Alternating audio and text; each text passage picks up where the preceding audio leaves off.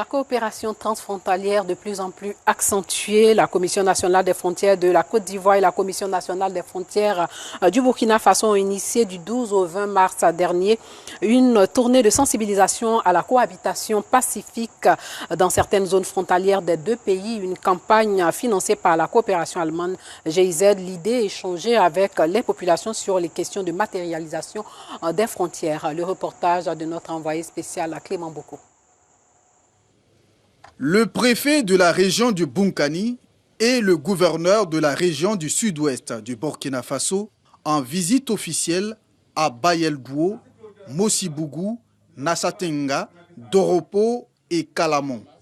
Des zones frontalières où la non-matérialisation de la frontière a occasionné bien de déficits. Les émissaires de la Commission nationale des frontières de la Côte d'Ivoire et celle du Burkina Faso n'ont pas manqué d'exhorter les populations à la cohabitation pacifique. Comme il est dit au niveau donc de nos commissions nationales de frontières, il y a une seule phrase à retenir.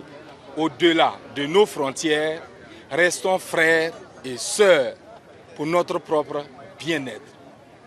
Le plus important pour les populations, c'est simplement la satisfaction de leurs besoins au quotidien, notamment les besoins sociaux. Les gens ont besoin simplement d'eau potable, ils ont besoin d'aller à l'école. Ils n'ont pas forcément, leur préoccupation n'est pas de connaître la bonne, mais de savoir que leurs préoccupations sont vraiment au cœur des politiques des deux gouvernements. Aujourd'hui, nous sommes venus leur dire que la volonté des deux gouvernements, c'est de faire en sorte que autant les populations qui sont au centre, au nord, bénéficient de ces populations, les venants aussi vont bénéficier du même développement. Et nous leur disons, si c'est le Burkina qui va investir, ou c'est la Côte d'Ivoire qui va investir des populations et non des pays. C'est les populations riveraines qui doivent bénéficier. Donc il faut que nos populations acceptent que ces infrastructures soient mises en place. Quitte à demain, lorsque la démarcation va se faire matériellement, dire cette infrastructure est située en Côte d'Ivoire ou est située au Burkina.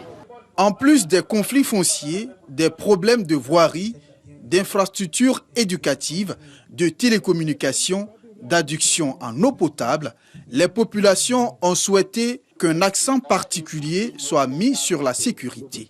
Une question primordiale pour les deux États, selon les administrateurs civils.